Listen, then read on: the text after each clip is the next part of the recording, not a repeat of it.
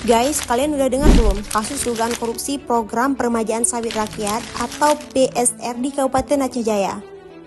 Kerugian negara diperkirakan mencapai 38,4 miliar rupiah.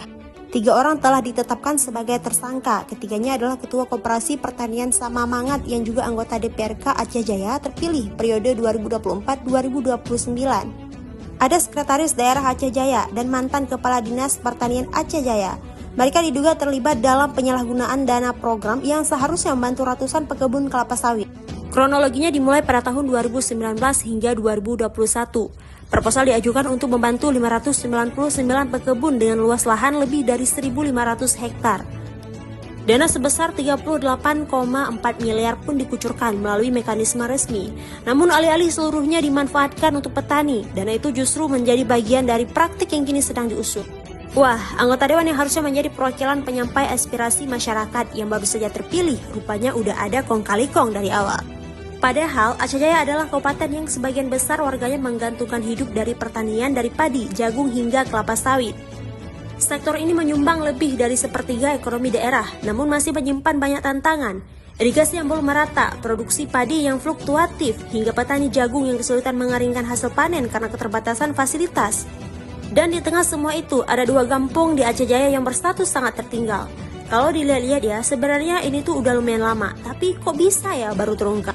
Aceh Jaya sebenarnya bukan termasuk daerah tertinggal, namun terdapat 2 desa atau kampung di Aceh Jaya yang masih berstatus sangat tertinggal menurut data terbaru dari Dinas Pemberdayaan Masyarakat Kampung atau DPMG Aceh per Januari 2025. Mari kita korelasikan dana korupsi sebesar 38,4 miliar jika disalurkan untuk membantu pertanian masyarakat dan dibangun 2 kampung tertinggal di Aceh Jaya, kira-kira jadinya seperti apa ya? 2 kampung yang selama puluhan tahun tertinggal, jalan tanah berdebu, sumur yang sulit diakses, sekolah tanpa meja dan keluarga yang bekerja keras untuk bertahan.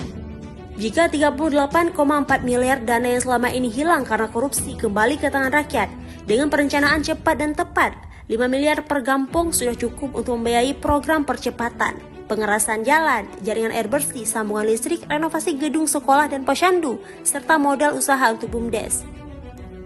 Sisa 28,4 miliar bisa memperluas program ke kampung lain dan membangun pusat pembibitan sawit, gudang pupuk, hingga koperasi yang mengelola hasil panen bersama. Hasilnya, petani kembali produktif, pendapatan keluarga naik, dan Aceh Jaya menguat sebagai salah satu sentra sawit rakyat di Aceh. Karena satu kasus korupsi 38,4 miliar ini bukan hanya kehilangan angka, tapi kehilangan kesempatan untuk memulihkan perkebunan sawit rakyat.